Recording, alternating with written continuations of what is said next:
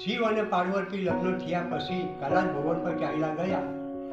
સમય વીતી ગયા બાદ એમની બે સખીઓ જય અને વિજય એમને પાર્વતી માતાને કહ્યું છે કે માતાજી, તમારે કોઈ પાર્ષદ, કોઈ પુરુષ બનાવવો જરૂરી છે.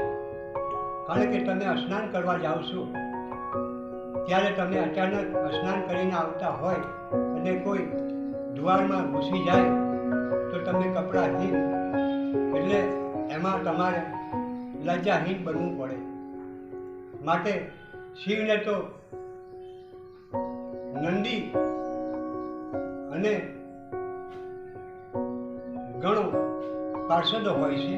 શિવના કયા પ્રમાણથી ચાલશે પણ તમારા કયા પ્રમાણે ચાલશે નહીં.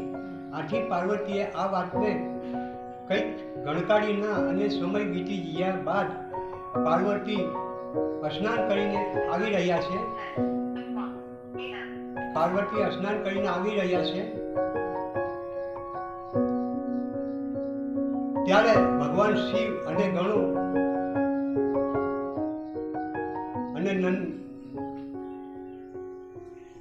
અને નંદી બે ઘરમાં દુવારમાં બેસી ગયા. ત્યારે પાર્વતી માતા થોડા કપડાં પહેરવા બાકી હતા એ લજાઈને પાછા વળી ગયા. પછી પાર્વતી માતા વિચાર કરે છે કે સખીઓએ મને જે વાત કરી છે એ બરાબર છે, માટે મારે કોઈ પુરુષ પેદા કરવો જોઈએ દ્વાર પર ઉભો રાખવા માટે. એટલે પાર્વતી માતાએ પોતાનો અંગ મેળ જોડી અને એક પુત્રની ઉત્પત્તિ કરી છે. અને તે પુરુષે પાર્વતી માતાને કહેવા લાગ્યા કે માતાજી, મારે શું કાર્ય કરવાનું તે મને તમે કહો. ત્યારે પાર્વતી માતાએ કહ્યું કે તમારે આ દ્વાર પર હું જ્યાં સુધી સ્નાન કરીને આવું નહીં અને મારી આજ્ઞા ના થાય ત્યાં સુધી કોઈ પણ માણસને અંદર હાજર ના થવા દેવા. આવું પાર્વતી માતાએ કહ્યું. આથી એ પુત્ર દ્વાર પર પાર્વતી માતા સ્નાન કરવા જાય ત્યારે એ દ્વાર પર ખડો રહે છે.